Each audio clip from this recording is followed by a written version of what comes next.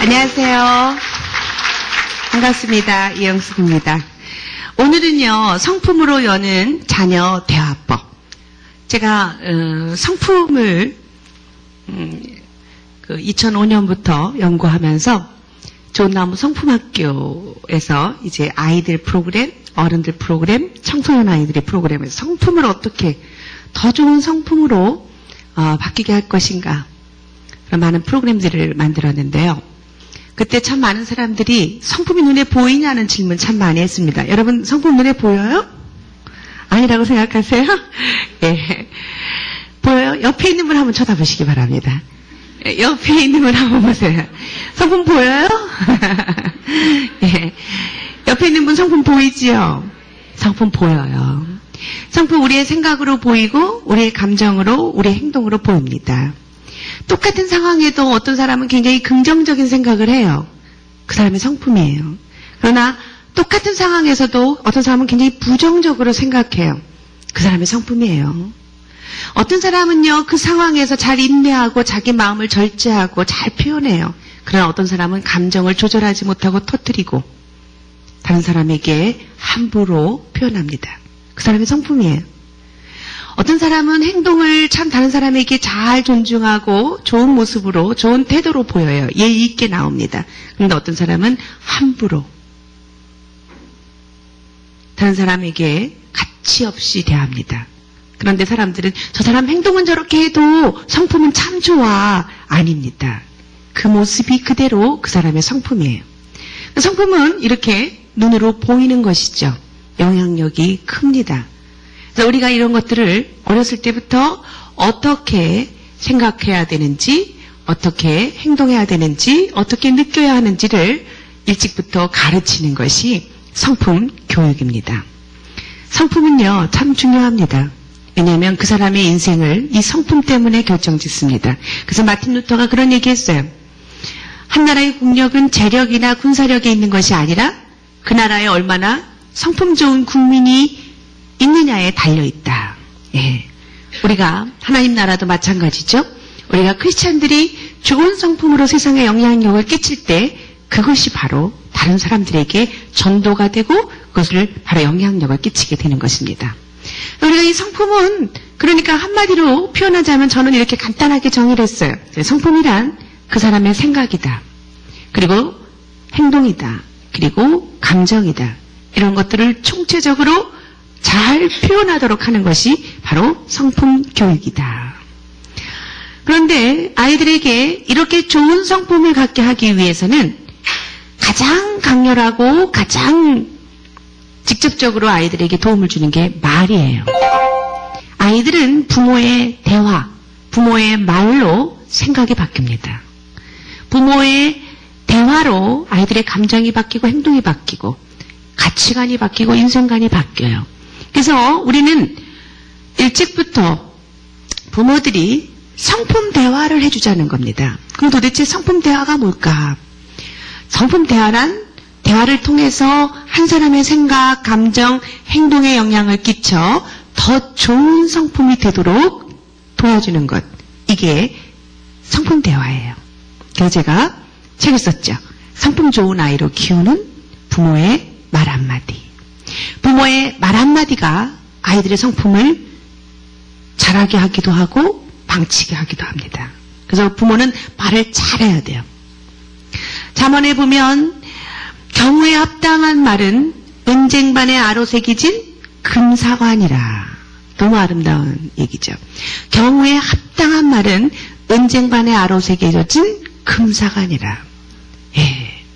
우리가 참 경우에 합당한 말을 하는 것이 바로 성품 대화입니다. 그런데 우리가 얼마나 경우에 합당한 말을 하는가. 우리가 얼마 전에 부활절 예수 그리스도께서 죽음에서 다시 살아나셨. 그분이 우리의 죄를 담당하신 엄청난 인류 역사에 하나님 아버지가 인류를 향하신 사랑의 대사건, 승리의 사건을 우리가 치렀습니다. 예수님을 보면요. 그분이 정말 아무도 그분이 하나님이심을 누가 나타내지 않았어요. 무함하고 그리고 참 비웃고 그런데 그분이 하나님이실 수밖에 없는 것은 그분이 그런 극한 상황에서도 경우에 합당한 말 아니면 하지 않았다는 사실이에요. 그렇지 않습니까? 마지막 가시는 그 길 한 고비고비마다 마지막 십자가 위에서 우리에게 주신 마지막 7가지의 말까지, 그분의 말씀은 한마디로 은쟁반에 아로새겨진 금사가였어요. 그래서 그분이 이렇게 십자가 위에서 돌아가시는 발자취까지를 우리가 이렇게 묵상해 보면, 아, 이분 진짜 하나님이시다.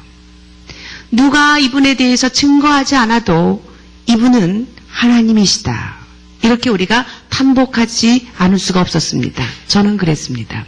왜냐하면 인생이 제일 많이 아픈 경우가 말을 함부로 하기 때문에, 또 우리 자신들도 내가 했던 말들 때문에 우리가 괴롭지 않습니까? 말에서 성공한 사람은 인생이 성공한 사람입니다. 우리가 이렇게 부모로서 경우에 합당한 말을 자녀들에게 해줄 때 자녀들은 생각을 바뀌게 합니다. 자녀들은 감정과 행동이 바뀌게 돼서 더 좋은 성품을 소유하게 되는 것이죠. 그러면 성품 대화로 가기 위해서는 어떤 준비가 되어야 할까? 첫째, 저는 존중하는 마음이라는 것입니다. 여러분, 한번 제가 이 시간부터 제가 하나, 둘, 셋 하고 제가 여기 탁 치면 여러분이 어제까지, 아니요, 오늘까지 우리 자녀들에게 제일 많이 했던 말을 한마디씩 쏟아내 주시기 바랍니다. 눈치 보실 필요 없어요. 그냥 내 모습 그대로 나타나시면 됩니다. 하나, 둘, 셋 하면 탁 말씀하세요. 하나, 둘, 셋. 네, 뭐라고요? 빨리 해. 아, 그렇군요. 빨리 해. 자, 그 다음에 하나, 둘, 여러분 그냥 또 쏟아내세요. 하나, 둘, 셋. 일찍 와. 네, 빨리 해라. 일찍 와라. 또 하나, 둘, 셋. 하지 마. 얼굴 막 나옵니다. 빨리 해. 해라. 하지 마라. 맞습니다. 지금 정답이 다 나오셨어요. 우리가 하는 말은 지금 여러분이 하셨듯이 해라. 하지 마. 했니? 이거예요. 그죠? 이 세 가지의 이 말이 자녀를 존중하는 말인가 한 번만 생각해 보세요. 존중하는 말인가요? 아니네요. 네. 그럼 우리 성품대화 할 준비도 안 들어갔네요. 그죠? 맞아요. 우리는 얼떨결에 계속 쏟아놓고 있는 말이 뭐냐면 자녀를 계속 지시하고 강요하고 설득하고 협박하고 비판하고, 우리의 말 가운데 존중하는 마음이 하나도 찾을 수가 없어요, 지금. 그죠? 예. 그런데 우리는 무의식 중에 너무 많이 이런 말들을 쓰고 살았어요. 계속 썼어요. 자, 여러분 제가 여쭤볼게요. 그럼 우리가 계속 우리 아이들에게 해라, 했니? 하지 마. 강요하고 지시하고 명령하고 설득하는 이런 말을 계속 쓴다면 나와 우리 자녀는 어떻게 될까요? 어떻게 될까요? 어떻게 해요? 깨집니다. 멀어집니다. 관계가 깨져버려요. 아마 이 중에 이미 관계가 깨져버린 사람들도 있을걸요? 이거는요, 백발백중입니다. 예외가 없어요. 해라, 했니, 하지마. 설득하고 비판하고 명령하고 지시하고 우리가 쓰지 말아야 될 모든 빨간불 대화들을 막 쓰고 사면 백발백중 우리 자녀들은, 아니요, 그 소리를 듣는 자녀뿐만이 아니라 모든 사람들은 나로부터 멀어져 갈 수밖에 없어요. 저 좀 따라해보세요. 비난은 이별의 전주곡. 맞습니다. 비난은 이별의 전주곡이에요. 내가 상대방을 비난하는데 내 옆에 붙어 있을 사람 아무도 없습니다. 지금 붙어 있는 척할 뿐입니다. 그러나 마음은 이미 떠나 있습니다. 우리가 멈춰야 돼요. 그래서 우리가 대화를 하려면 존중하는 마음부터 회복이 돼야 되는데, 존중함이란 저희 좋은나무 성품학교에서는 이렇게 정의를 내렸어요. 나와 상대방을 공성하고 소중하게 대함으로 그 가치를 인정하고 높여주는 태도입니다. 여러분, 우리가 자녀들에게 말하기 전에 자녀의 가치를 인정하고 높여주는 마음가짐으로 회복이 된 다음에 대화해야 된다는 사실이에요. 그런데 제가 오늘 숙제를 냈어요. 비난, 비판, 비평, 명령, 지시 해야 이런 그런 대화를 망치는 말들, 빨간불의 말들을 다 일주일 동안 하지 말라 그랬어요. 그리고 일주일 있다가 다시 오게 했더니 어머님들이 오신다고 그러면 답답해 죽을 뻔했답니다. 할 말이 없답니다. 그러면서 이렇게 말해요. 내가 이런 말만 골라서 쓰는 줄 몰랐다고 이야기합니다. 우리가 그렇게 대화를 하고 있습니다. 우리가 이제는 존중하는 마음으로 대화를 바꿔야 되는데 존중하지 못하는 대화에는 특징이 있어요. 그 특징은 뭐가 있냐면 꼬리표를 붙이는 것입니다. 에고 이 바보야. 이 게으름뱅이야. 못나나 네가 뭐 하겠니. 이런 얘기 익숙하게 들어왔나요? 누가 하는 말인가요? 내가? 네. 이게 바로 존중하지 못하는 대화의 특징이에요. 네. 꼬리표. 우리도 모르게요. 오늘 한번 점검해 보세요. 나도 모르게 참 많이 꼬리표 붙여 있어요. 당신이 뭐 할 수 있겠어. 네, 그럴 줄 알았다. 꼬리표입니다. 예. 아유, 게으름뱅이 내가 그럴 줄 알았지. 이런 것들이 다 꼬리표예요. 우리는 그게 습관이 돼가지고 나도 모르게 말 잘하는 건 줄 알고 우리는 자꾸 쓰지만 그것은 상대방을 존중하지 못하는 말이고 관계를 깨트리는 말이에요. 그리고 또 하나는 강요하고 지시하는 것입니다. 우리는 이렇게 얘기합니다. 5 더하기 5는 10이야. 따라해봐. 5 더하기 5는 10. 이렇게 애들이 가르치죠. 근데 그렇게 가르치면 아이들이 미래에 훌륭한 지도자가 안 됩니다. 앞으로 우리는 이렇게 가르쳐야 돼요. 얘들아, 아들아, 딸아, 10이 되기 위해서는 어떻게 해야 할까? 이게 미래형 패러다임으로 대화를 바꾸는 부모입니다. 옛날에는요, 우리가 알고 있는 지식을 강조하고 엄마가 했던 대로 해봐. 글쎄, 내가 너보다 세상 더 살았어. 이게 먹혔던 세상이에요. 그러나 이제는 아닙니다. 세상이 너무나 달라져. 정답이 없습니다. 옛날에는 공부 잘하면 성공했다고 생각해요. 그러나 지금 공부 못해도 성공합니다. 김연아는 공부 대신에 뭐 했죠? 예, 피겨스케이팅으로 세계 1위입니다.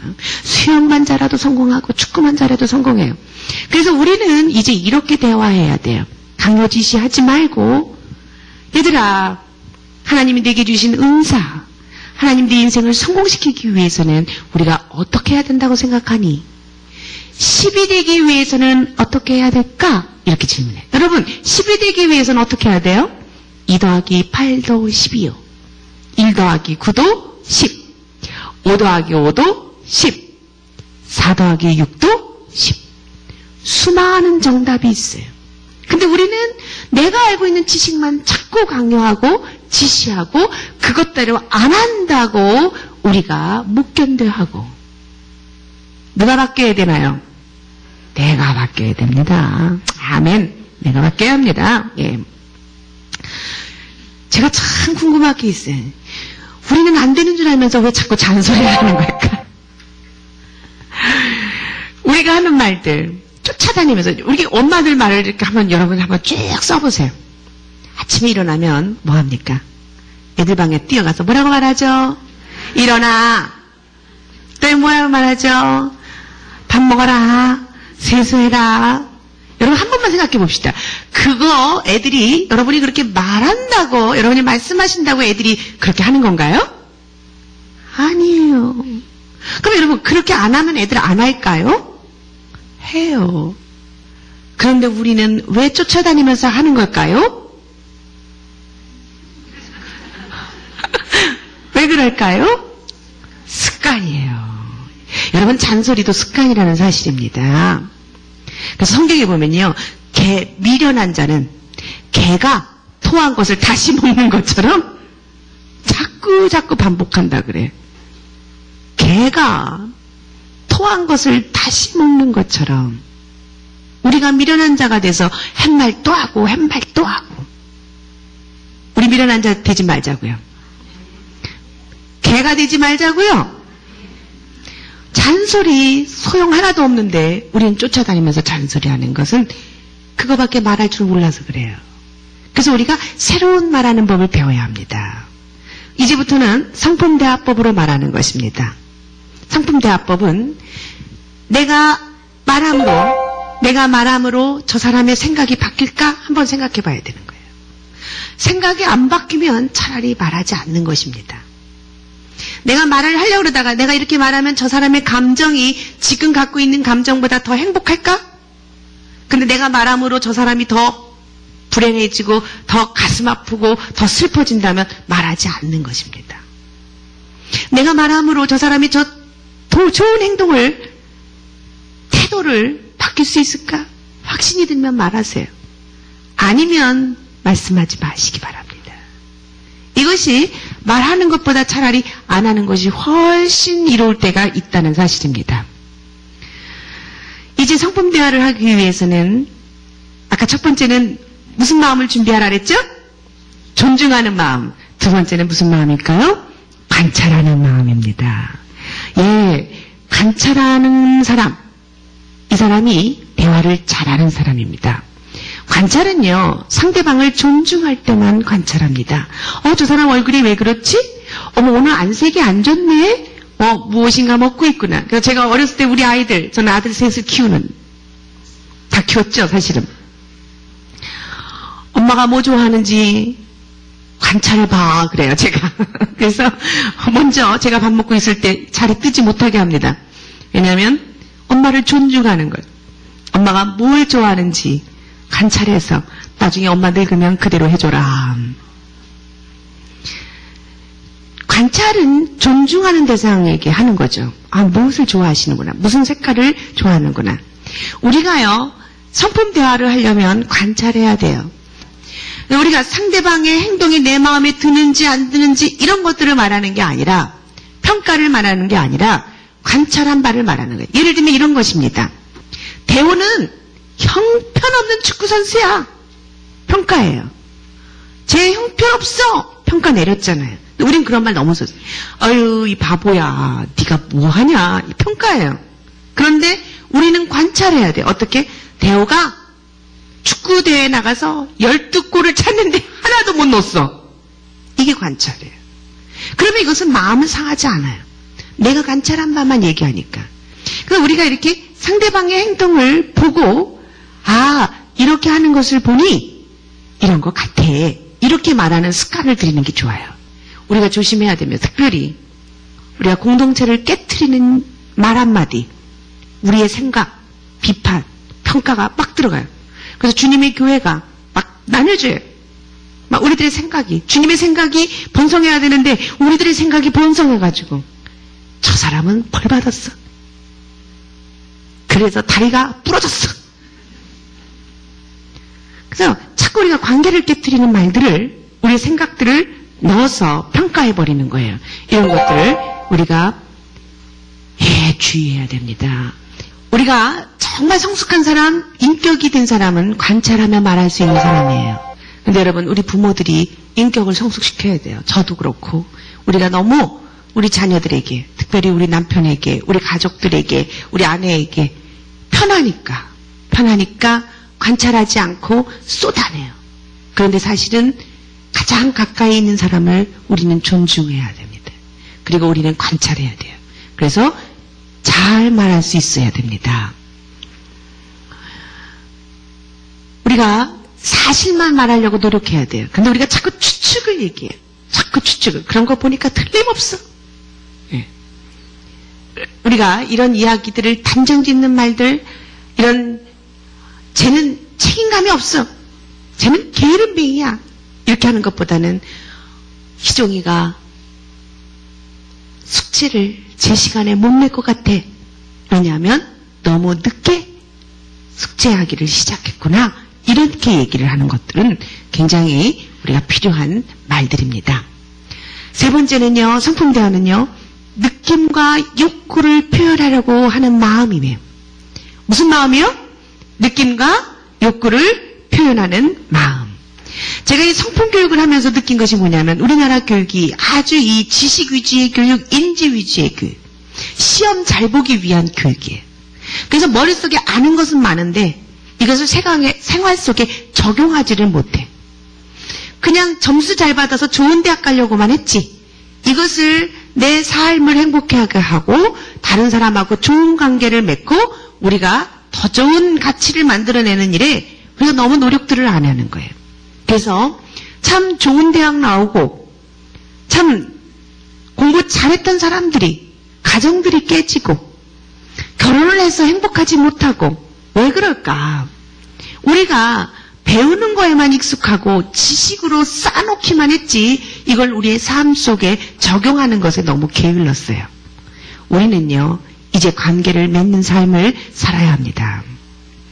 우리가 느낌 뒤에 있는 욕구를 찾아서 대화해보는 것입니다.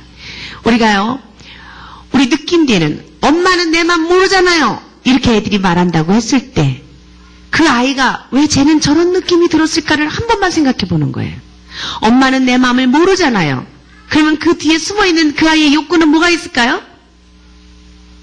엄마 내 마음 좀 알아주세요. 그지요? 맞아요. 그렇게 숨겨져 있는 욕구를 찾아서 표현해 주는 거예요. 엄마는 내 마음을 모르잖아요. 제가 유럽 코스타에 강의를 갔어요. 그래서 프랑스의 한 어머니에게 여러분 아들이 몇 살이니까 18살이랍니다. 그래서 제가 이랬어요. 만약에 18살 아들이 엄마는 내 맘 모르잖아요 이렇게 말했으면 어머니는 어떻게 대답하시겠어요 했더니 이 프랑스에서 온 엄마가 이렇게 얘기합니다. 너는 내 맘 아니? 너는 내 맘 아니? 그래서 싸우는 거예요. 그런데 우리 엄마들이 부모들이 한차원 부모로서 저 뒤에 저 아이의 저 느낌 뒤에는 숨어있는 욕구가 있다는 것을 뽑아주는 거예요. 그러면 좋은 대화를 할 수가 있어요. 아, 제가 저렇게 말할 때는 내 마음 좀 알아주세요. 이런 욕구가 있구나. 이걸 알면 훨씬 쉬워져요. 그러면 아들에게 그렇게 말할 수 있어요. 내가 엄마가 내 마음을 몰라주는 것 같아서 네가 답답하지? 그렇단 말이에요. 대화가 돼요. 대화가 돼요. 우리는 내 마음을 이해해주고 알아주는 사람에게 애착이 가요. 좋은 관계를 맺을 수 있는 것입니다. 여러분, 만약에 아내가 남편에게 이렇게 말한다면 그 느낌 뒤에는 어떤 욕구가 있는지 한번 찾아보세요. 당신은 나보다 일이 더 좋잖아요. 제가 이것을 어떤 장로님 어느 교회 가 세미나 가서 이 질문을 하고 장로님께 마이크를 드렸어요. 자, 권사님께서 이렇게 말씀하신다면 장로님 뭐라고 대답하시겠어요? 했더니 우리 장로님 이렇게 얘기하십니다. 내가 놀다 오나? 당신은 나보다 일을 더 좋아하잖아요? 라고 말했을 때 그렇게 말한 아내의 욕구가 뭔가 한 번만 생각해 본다면 훨씬 멋진 결혼생활을 할 수 있을 텐데 뭘까요? 나도 좀 관심 좀 가져주세요. 나도 당신하고 좀 친밀한 시간을 갖고 싶단 말이에요. 그죠? 그거 아니에요? 맞아요. 욕구를 알아주려고 노력할 때 애착이 가는 거죠. 그죠? 그러면 맞아 우리가 너무 바빴지 그동안 이렇게라도 말해주시면 굉장히 사랑스럽겠죠 서로? 네. 아이들이 말할 때에 뒤에 숨겨져 있는 욕구가 있어요. 그 욕구를 찾아보는 거예요. 굉장히 귀중한 거예요. 꼬마 아이가 이렇게 말합니다. 치! 엄마는 형아 거만 날마다 시켜주고 내 거는 시켜주지도 않아! 이렇게 말해요. 그러면 이 속에 무슨 욕구가 숨어 있는 걸까요? 네? 자존심이에요, 자존심. 예. 그러면 우리가 이렇게 말하면 되지요. 맞아, 우리 막내가 다 컸구나. 엄마가 깜빡했네.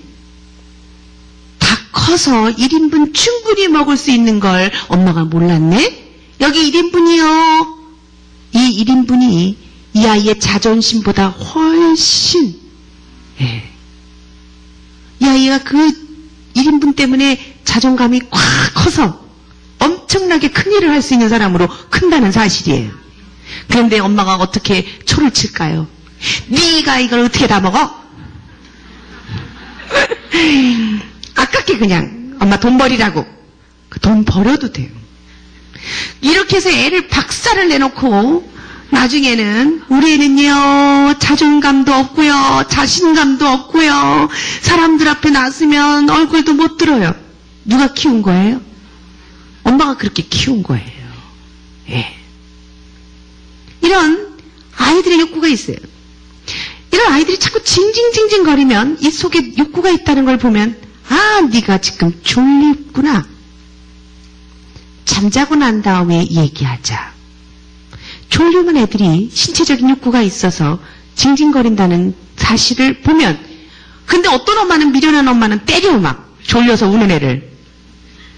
지금부터 말 안 들으면 이 다음에 커서 더 말 안 듣는다고, 초반에 잘 잡아야 된다고 애를 또 막 잡아요. 그러면서 말 안 듣는다고 빨리 잘못했다고 비르라고. 애는 졸려서 이러면서 울고 있는데 빨리 잘못했다고 비르라고. 그러니까 관계가 자꾸 깨지는 거예요. 기본적으로 인간에게는 여러 가지의 욕구들이 있어요.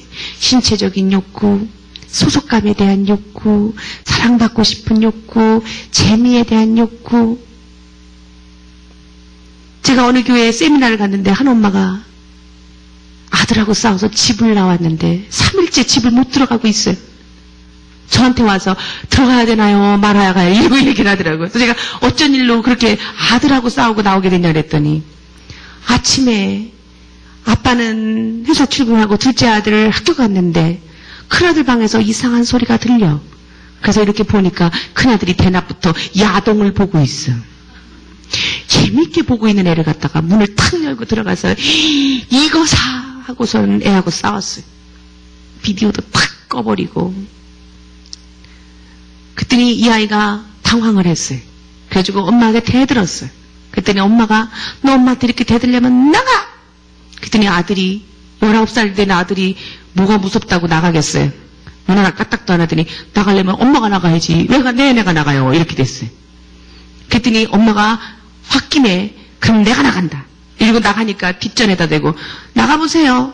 하루도 못 견디고 들어올 양반이 왜 나가냐고 또 소리 질렀어요. 그러니까 3일째 못 들어가고 있는 거예요 지금. 여러분, 이때 어머니가 이 아들에 있는 숨겨져 있는 욕구가 무엇인지 한 번만 들여다보고 잘 해주면 아이도 오히려 자기를 이해해주는 엄마에게 미안한 마음이 들어서 거기까지는 안 갈 텐데, 그건 뭐 무슨 고생이람. 갈아입지도 못하고 한증막인가 사우나에 갔다가 3일째 있는데 구역장님이 이영숙 박사님 오셔서 자녀교육 세미나 하니까 와서 들으라 그러니까 이렇게 헐레벌떡 오셨더라고. 그러면서 들어가야 되는지 말아야 되는지를 고민하는 그런 어머니들 되지 마시기 바랍니다. 느낌 뒤에 욕구가 있어요. 그래서 아이들에게 욕구를 풀어주고 함께 대화하는 그런 대화. 그리고 그런 것들을 또 반대로 여러분들이 잘 말씀하셔야 돼요. 특별히 부모님들, 특히 어머님들이. 우리가 말하는 거 보면 느낌을 먼저 막 많이 말해. 죽겠어. 내가 속상해 죽겠어. 그러면 아무도 그 느낌만 갖고서는 우리를 도와주지 못해요. 우리 주변에 남편과 자식들이 또 우리 배우자들이 우리 느낌만 갖고서는 도망가요. 이럴 때 우리가 우리의 욕구를 잘 말하는 방법도 필요합니다. 차라리 내가 못 살아. 이 집 구석에서는 나만 집을 치지 집 치우는 손목 하나도 없어. 이러지 마시고 차라리 나는 너네들이 학교 갔다 와서 입은 옷들을 옷장에다 걸어두기 바란다. 이렇게 말하세요. 여러분의 욕구를 정확하게 표현하시면 훨씬 좋은 대화가 돼요.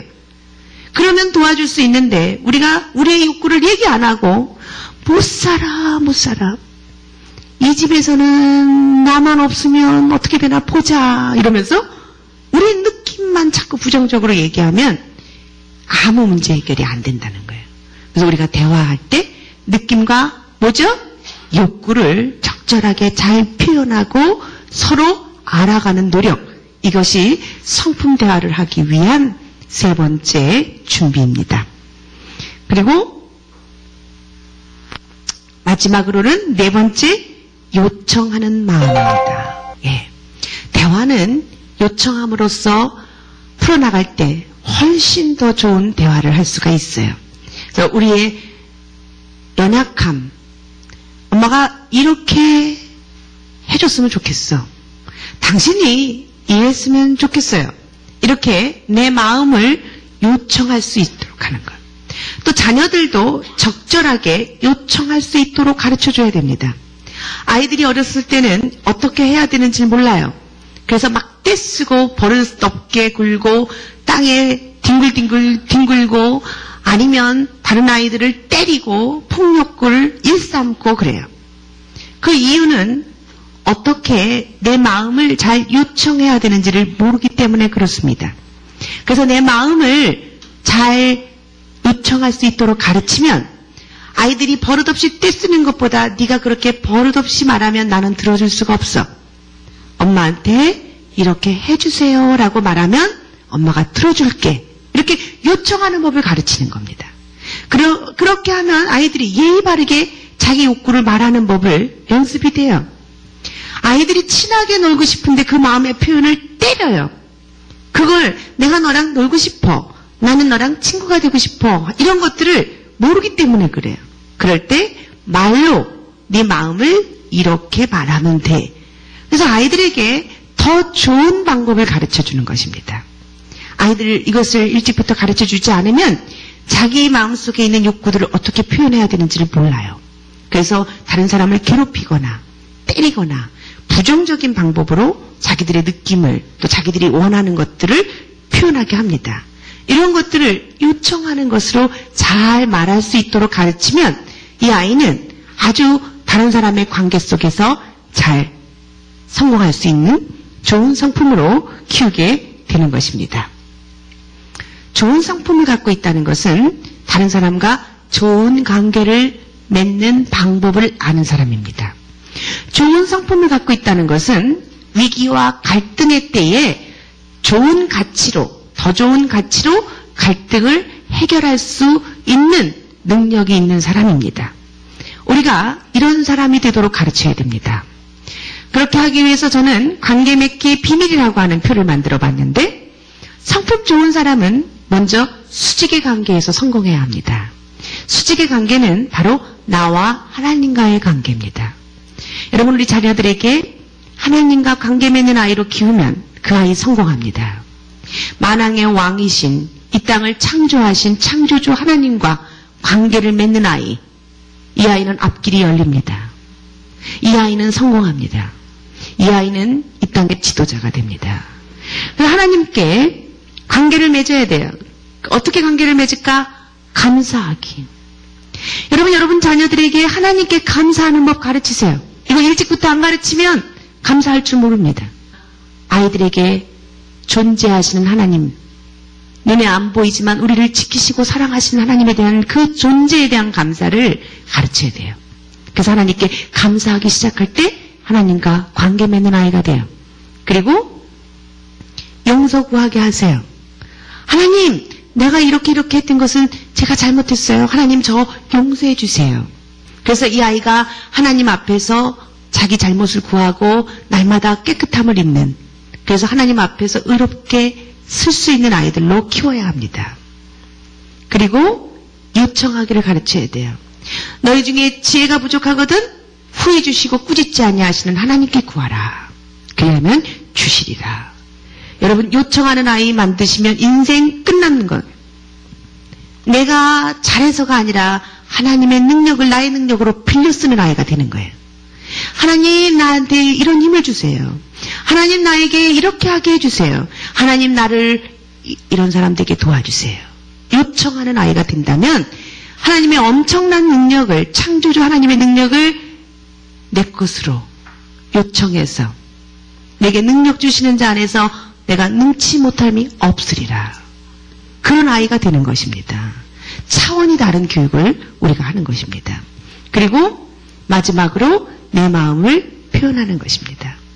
여러분 하나님께 내 마음을 잘 표현하는 아이, 하나님과 관계를 맺고 사는 아이, 너희는 내 아들이 되고 너희는 내 백성이 되고 나는 내 아비가 되고 나는 내 하나님이 되고, 하나님이 우리를 창조하신 목적은 이런 관계를 맺기 위해서 우리를 창조하신 것입니다. 우리가 이렇게 관계 맺는, 내 마음을 잘 표현하고 내 마음을 표현함으로 하나님과 관계를 맺고 사는 아이로 되면 이 아이는 이 땅이 감당하지 못하는 아이가 됩니다. 그리고 우리가 수평적으로 똑같이 내 이웃과 내 사람에게도 주변의 사람들에게 감사하고 그리고 용서 구하고 그리고 요청하고 내 마음을 표현하는 이런 관계를 잘 맺는 사람이 되는 것이 바로 성품 좋은 아이입니다. 이것은 부모가 성품 대화로 키워낼 수 있습니다. 그리고 하나님 아버지가 우리에게 그렇게 대화로 우리를 키워주셨습니다. 제 부모 성품 훈련학교라고 저희 좋은 나무 성품학교에는 어른들 훈련 과정이 있는데요. 그 중에 한 여인이 35살 먹은 여인이 어느 날 와서 이렇게 이야기를 합니다. 저는 35살 난 싱글 맘입니다. 우리가 깜짝 놀라가지고 어머 35인데 어떻게 혼자 살지? 남편이 돌아갔나? 이혼했나? 이제 저희가 궁금했죠. 제게는 5살짜리 아들 하나가 있는데 이 아들 하나 바라고 살고 있습니다. 남편은 있기는 있는데 없는 것과 마찬가지입니다. 이러더라고요. 그래서 저희가 굉장히 모든 앉아있는 모든 분들의 호기심을 자극을 했어요. 이분이 이야기를 합니다. 크리스찬인데 교회에서 만났대요, 남편을. 근데 이제 결혼을 했는데 여러분 크리스찬이 결혼하면 다 행복해야 되는 거 아니에요? 아니더라고요. 그죠? 예, 똑같이 갈등 있고 똑같이 힘들죠? 너무 많이 싸우니까 너무 이제 지겨워졌어요. 너무 힘들어졌어요. 그런데 크리스찬이니까 이혼은 못하고 이제 서로 이 부부가 적절하게 거리를 두고 사는 방법을 터득했어요. 그것은 남편이 나가 사는 겁니다. 남편이 중국에서 사업한다고 나가 살고 베트남에서 사업한다고 나가 살고 이렇게 나가서 사업하고 집에 안 들어오는 거예요. 그러니까 이 아내는 5살짜리 아들을 키우면서 그냥 이 아들 바라보고 살고 있는 거죠. 그런데 이렇게 이야기합니다. 그런데 이제 중국에서 사업했던 남편이 들어왔는데 이제는 미국으로 간다고 합니다. 말이 미국이지 이제 미국 가면 서로 어디 있는지 알 수가 없고 그냥 서로 남남이 되는 거라는 거예요. 그래서 이제 크리스찬이니까 이혼할 수는 없고 그냥 그렇게 적절하게 떨어져서 살고 이렇게 하기로 합의를 본 거예요. 그런데 이 아내가 이렇게 이야기합니다. 그런데요, 나는 이 남편이 중국 가든 미국 가든 천국 가든 상관없습니다. 나는 이 아들 하나 믿고 이 아들 하나 잘 키우면서 나는 잘 살 수 있어요. 그런데 한 가지 소원이 있어요. 이 남편이 떠나기 전에 미국으로 가기 전에 나한테 잘못을 빌고 갔으면 좋겠어요. 떠나기 전에 내게 와서 내가 내 인생에 너무나 잘못했다. 너무 미안해. 나를 용서해줘. 이렇게 한마디만이라도 사과하고 용서를 구하고 가면 자기는 남편 없다고 생각하고 이 아들 하나 바라보고 내 나머지 인생 잘 살 수 있을 것 같다라고 이렇게 이야기를 합니다. 저희들이 가슴이 너무 아팠어요. 너무 아파서 저렇게 젊은 여인이 오죽하면 저 아들 하나 데리고 저렇게 살겠다는가. 우리가 막 격려했어요. 그래도 한번 잘 해보라고. 어쨌든 해보겠다고 그리고 갔어요. 그 다음 주에 왔는데 이 아내가 얼굴이 까매가지고 왔어요. 어떻게 좀 해봤냐 그랬더니 하긴 했는데 실패했대요. 저녁을 먹고 남편하고 얘기했대요. 여보 나하고 산책 좀 가. 지금? 그리고 따라오더래요. 그래서 이제 나와서 아내가 이야기를 했대요. 당신 미국 가도 좋고 천국 가도 좋고 어디 가도 좋아. 그런데 딱 한 가지만 하고 가. 그랬더니 남편이 그러더래요. 당신 나한테 잘못했다고 빌어. 빌고 가! 그랬대요. 그랬더니 이 남편이 갑자기 도끼눈을 뜨더니 너는 잘했어? 너는 잘했냐고. 이래가지고 엄청 싸웠대요. 너무너무 싸웠대요. 그러면서 이제 진짜 내일이면 떠날 텐데 속상하다는 거예요. 그래서 제가 이 젊은 엄마에게 이 관계 맺기의 비밀을 가르쳐 줬어요. 어머니가 정말 그 소원을 받고 싶으면, 정말 하고 싶으면 이렇게 해라. 첫째, 감사하세요. 남편에게 감사할 거 한 가지만 생각해서 말해보라 그래서 그랬더니 막 펄쩍펄쩍 뛰어요. 그 인간 감사할 거 하나도 없대. 평생의 원수라는 거예요. 그래도 한 가지만 생각해봐라. 내가 참 생각하더니 하나 있대요.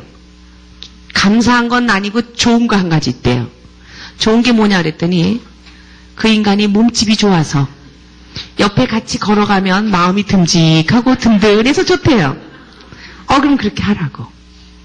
그리고 용서를 구하라 그랬어요. 그들이 또 펄쩍펄쩍 뛰어요. 아니 지금 박사님, 그 인간이 나한테 용서를 구해야지 내가 왜 용서를 구하니? 어쨌든 소원이 이루어지려면 그렇게 하라 그랬어요.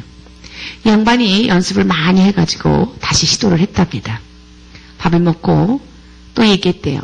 여보, 나하고 산책 좀 해. 그랬더니 남편이 또? 이러고 따라 나오더래요.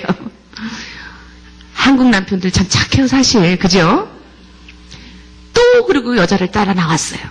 그래서 걸어가면서 연습한 대로 그렇게 이야기를 했대요.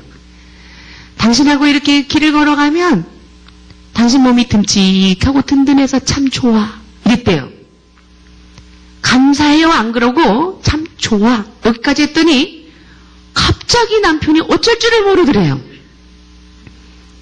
왜냐하면 한 번도 여자가 그렇게 칭찬을 해본 적이 없어요. 그러더니 이 아내가 그 다음 용서를 구했대요. 그런데 그러고 보니, 생각해보니 내가 이런 말을 한 번도 당신한테 해준 적이 없네? 미안해요.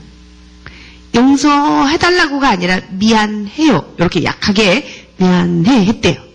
그랬더니 여기까지 했는데 그 다음에 이 아내가 요청하기로 들어가려고 그런 거예요. 사실은 그러니까 당신도 나한테 미안하다고 해요. 이러려고 했는데 여기까지 딱 했는데 갑자기 남편이 어쩔 줄을 모르더니 아니야. 내가 더 잘못한 게 많아. 따지고 보면 내가 더 잘못한 게 많아.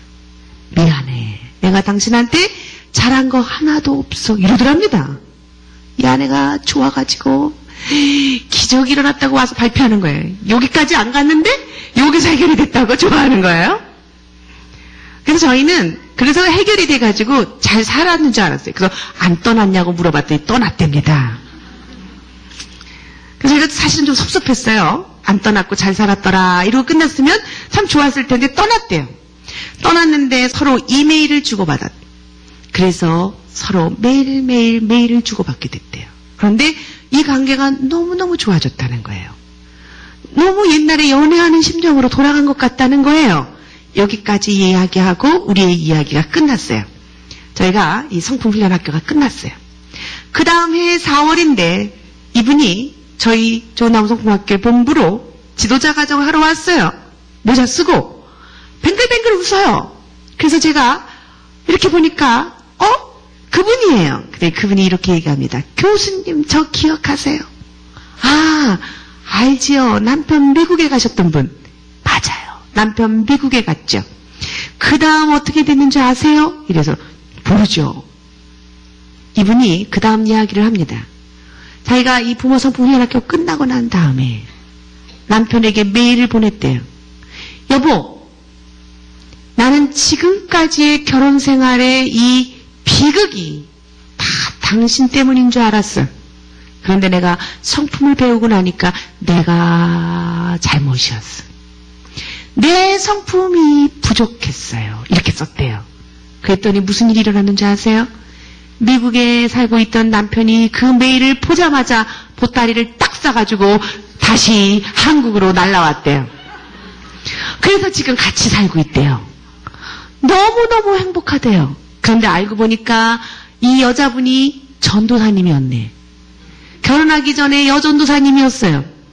근데 자기가 결혼 생활이 너무너무 비극이니까 사역이고 뭐고 다 우울증에 걸려서 약 먹고 살고 있었어요. 그런데 남편하고 회복이 되고 가정이 행복하게 되니까 사역에 대한 열정이 다시 쏟아. 그래서 자기가 내가 이 성품 때문에 성품 교육 때문에 우리 집이 이렇게 다시 화합이 되고 행복하게 됐으니 나도 성품 지도자가 돼야 되겠다 하고 왔다는 거예요. 수요증 날에 이 남편이 꽃다발을 가지고 아들하고 같이 왔어요. 제가 쫓아나갔습니다. 너무 멋있게 생긴 거예요. 그래서 제가 이 전도사님을 한 대 때렸어요.